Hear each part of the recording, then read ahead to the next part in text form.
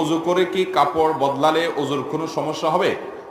ওযু করার পরে আপনি কাপড় চেঞ্জ করছেন, লুঙ্গি চেঞ্জ করছেন, পায়জামা প্যান্ট চেঞ্জ করছেন, কোনো অসুবিধা নেই।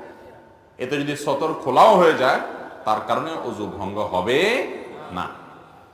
কারণ সতর উন্মুক্ত করা এটা ওযু ভঙ্গের কারণের মধ্যে থেকে একটা না, বিধায় এটা ওযু ভঙ্গের কারণ হবে না। আমরা অনেক সময় মনে করি ওযু করার পর হাঁটুর উপরে কাপড় উঠে গেলে ওযু ভেঙে যাবে।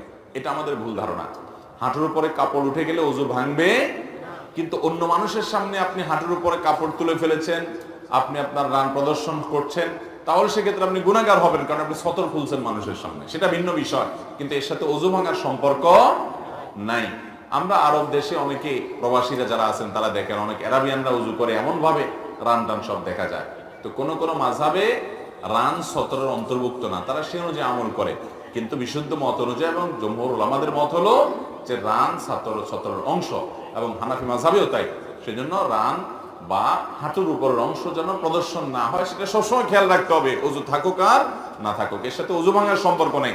যদি কোনো কারণে কাপড় উঠে যায় তার কারণে ওযু ভাঙবে না, কিন্তু সতর ঢাকার যে গুনাহ সেটা আদায় হবে না। দাঁড়াতে পারেন, বসতে পারেন চেয়ারে, কিন্তু রুকু বা সিজদা করার জন্য পিঠ বা কোমর ভাঙতে পারেন না, এত অসুস্থ। যদি এরকম সত্যিই হয় তাহলে ওই ব্যক্তি চেয়ারে নামাজ পড়লে তার নামাজ হবে, যেহেতু সে মাযুর। কিন্তু যদি কারোর একটু সামান্য শরীরটা খারাপ লাগে আর সে চেয়ারে বসে নামাজ শুরু করে দেয়, তাহলে তার নামাজ হবে। কারণ দাঁড়ানোটা যেরকম ফরজ, যথাযথভাবে রুকু করাটাও কি ফরজ, সিজদা করাটাও। আপনি একটু শরীরটা খারাপ লাগতেছে, একটু শরীরটা মেজমেজ করতেছে, এই অজুহাতে কি করলেন? আপনি একটু চেয়ার নিয়ে আরাম করে নামাজ পড়লেন। এই সামান্য ঠুনকো অজুহাতে চেয়ার নিয়ে নামাজ পড়লে নামাজ হবে। অতএব সঠিকভাবে নামাজ পড়তে হবে। এখন কথা হলো, চেয়ারে যারা নামাজ পড়বেন তারা কাতারে কিভাবে দাঁড়াবে? এটার উত্তর হলো, এমন ভাবে চেয়ারটাকে রাখবেন যাতে করে পেছনে মুসল্লিদের কোনো অসুবিধা না হয়। আপনি যদি চেয়ারের পেছনের যে দুইটা পায়া আছে, এই দুইটা পাও, এই দুইটা খুঁটি, এগুলোকে যদি আপনি যে কাতারে দাঁড়াচ্ছেন এই কাতারের ভেতরে রাখেন, কাতারের বর্ডারে, কাতার বরাবর রাখেন, তাহলে পেছনে মুসল্লিরা ডিস্টার্ব হবে না। এক্ষেত্রে একটা অসুবিধা হবে, সেটা হলো আপনার কোমর এবং কাঁধ মুসল্লিদের বরাবর হবে, যেহেতু আপনি কাতারে বসছেন, কিন্তু আপনার পাগুলা সামনে থাকবে। তো যেহেতু আপনি মাযুর, দুইটার যে কোনো একটা বরাবর থাকবে। আপনি যদি চেয়ার পিছনে দেন তাহলে সেক্ষেত্রে পাওটা সবার বরাবর থাকবে, কিন্তু কাঁধ কোমরটা আবার পিছিয়ে চলে যাবে।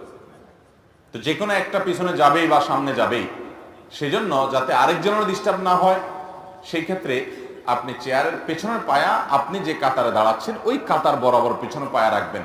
আপনার কাতারের বর্ডারের বাইরে যেন পায়া না যায়। বসবেন তাহলে আপনার কাঁধ এটা মুসল্লিদের কাঁধ বরাবর হবে, হ্যাঁ, পাওটা আপনার সামনে থাকবে। এক্ষেত্রে দাঁড়ানোর জন্য আপনি যে অবস্থা আছেন এই অবস্থা দাঁড়ায় যাবেন, চেয়ার টানটানের দরকার নাই। তাতে কিছুটা সবাই থেকে আপনি সামনে দাঁড়াইতে হবে। আর বসার সময়, রুকু সিজদার সময় সবার বরাবরই আপনি থাকবেন।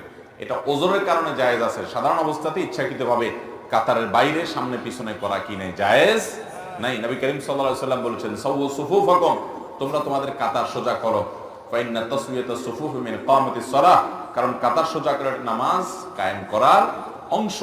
তিনি আরো বলেছেন যে তোমরা কাতারকে বাঁকা করো না, যদি কাতার বাঁকা করো আল্লাহ তাআলা তোমাদের অন্তর বাঁকা করে দিবেন।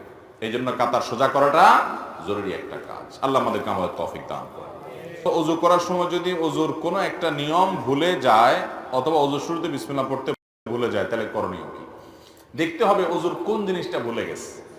ওযুর একটা কাজ ফরজ, হাত ধোয়া, সেটা ভুলে গেছে, অথবা মাথা মাসা করা ফরজ, এটা সে ভুলে গেছে, তাহলে তার ওযু হয় নাই, ওইটা তাকে করতেই হবে, না হলে ওযু হবে না। এটার কোনো কাফারা চলবে না, ওই কাজটাই তাকে করতে হবে যদি ফরজ ভুলে যায়। আর যদি সুন্নাত ভুলে যায়, যেমন বিসমিল্লাহ বলতে ভুলে গেছে, তাহলে তার ওযু হয়ে যাবে।